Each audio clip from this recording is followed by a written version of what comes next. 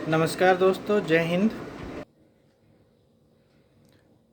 उत्तर प्रदेश में जो चुनाव में भाजपा की कम सीटें आई हैं, इसके विभिन्न विभिन्न कारण बताए जा रहे हैं। लेकिन दो कारण जो इसमें सबसे प्रमुख हैं, अगर उन कारणों का अध्ययन करें तो यह पता चलता है कि भाजपा ने ये सीट लगभग 30 से 35 सीट समाजवादी पार्टी को थाली में सजा कर दे दी हैं। जी बिल्कुल, बता रहा हूँ आपको कैसे।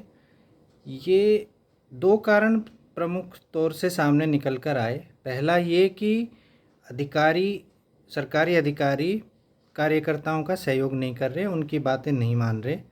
और दूसरा, कार्यकर्ता सुस्त रहा, ग्राउंड पर नहीं उतरा, उसने उतनी मेहनत नहीं की जितनी चुनाव के दौरान की जानी चाहिए थी। तो अब सबसे पहला सवाल ये है कि अधिकारी अफसरशाही क्यों नहीं सुनते भाजपा कार्यकर्ताओं की। तो इसका एक कारण जो नज़र आ रहा है वो ये है कि उत्तर प्रदेश में योगी जी ने इस तरह की छूट दे रखी है कानून व्यवस्था लागू करने के लिए कि अफसर किसी दबाव में ना रहें। लेकिन इसका एक गलत संदेश भी चला गया। गलत संदेश ये चला गया कि अधिकारी अब सहयोग ही नहीं कर रहे हैं।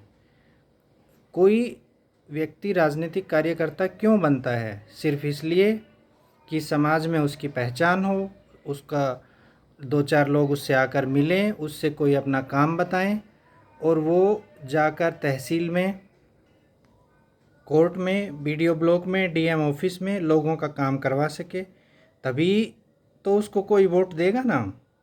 अगर किसी का सामान्य जनता का काम एक कार्यकर्ता नहीं करवा पाएगा तो वो किस मुंह से कल जाकर बोलेगा कि भैया आप मेरे लिए, आप फलां पार्टी के लिए, भाजपा के लिए, मोदी जी के लिए वोट करिए।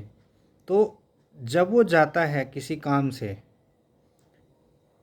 किसी सरकारी कार्यालय में कि फलां व्यक्ति का ये काम कर दीजिए, वो काम कर दीजिए, तो अफसर उनकी नहीं सुन रहे हैं। ये धारणा उत्तर प्रदेश में आम है और बहुत लोगों ने ऐसा बताया है। अब आप इसके विपरीत एक स्थिति देखिए पश्चिम बंगाल में। पश्चिम बंगाल में क्या ऐसा अधिकारी कर सकता है? कोई भी अधिकारी ऐसा कर सकता है? नहीं। वहाँ ममता बनर्जी के सख्त निर्देश हैं कि टीएमसी के कार्यकर्ता हैं, उनको किसी प्रकार की कोई असुविधा ना हो। उनके काम प्रायोरिटी से होने चाहिए, उनके काम तुरंत होने चाहिए। तो वहाँ पर हालत ये है कि एक टीएमसी का अदना सा कार्यकर्ता भी अगर किसी सरकारी ऑफिस में घुसता है तो वहाँ अफसर बाबू खड़े हो जाते हैं उसके काम के लिए। लेकिन उत्तर प्रदेश में स्थिति एकदम विपरीत है।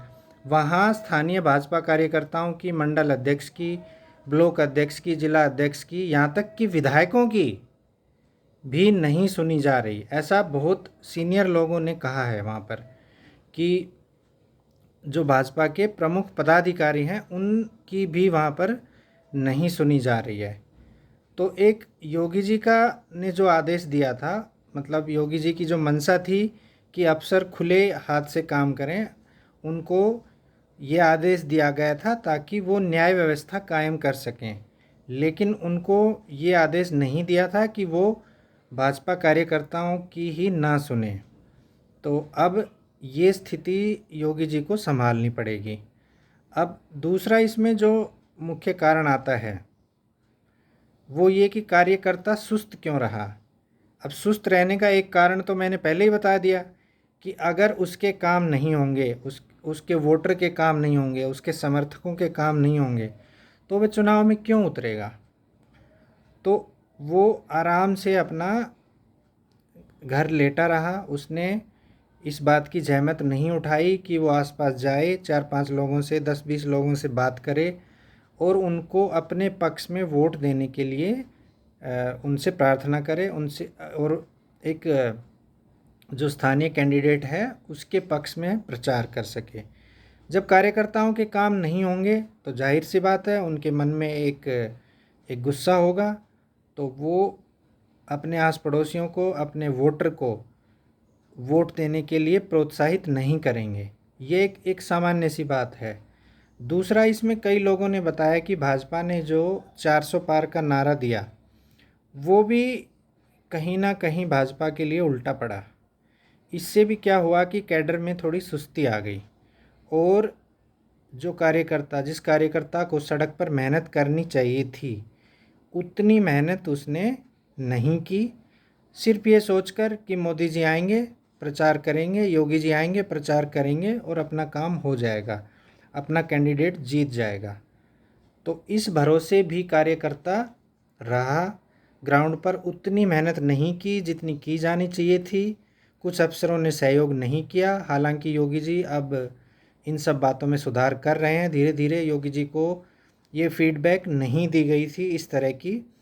तो ये स्थिति उत्पन्न हुई चुनाव में, और भाजपा को अच्छा खासा नुकसान हुआ। नुकसान इतना हुआ कि भाजपा पूर्ण बहुमत तक नहीं पहुंच पाई, और आज जेडीयू और जेडीयू नीतीश कुमार और चंद्रबाबू नायडू की पार्टी टीडीपी, इनके सहारे सरकार चला रही है। तो ये जो बड़ा नुकसान हुआ भाजपा को, इसमें मैं कहूँगा खुद की कुछ कमियां थी जिनको अब दुरुस्त किया जाना चाहिए। अभी बहुत आपस में एक दूसरे के प्रति खींचतान रही, एक दूसरे के प्रति जो बयानबाजी थी वो पब्लिक में आई। तो ये स्थिति दूर होनी चाहिए। इसका फ़ायदा केवल और केवल विपक्षी पार्टी को मिलता है। 2027 का चुनाव बहुत ज़्यादा दूर नहीं है। तो ऐसे में आपसी मतभेद, आपसी झगड़े भुलाकर सभी कार्यकर्ताओं को, सभी नेताओं को, सभी सरकार में बैठे लोगों को इस दिशा में काम करना चाहिए।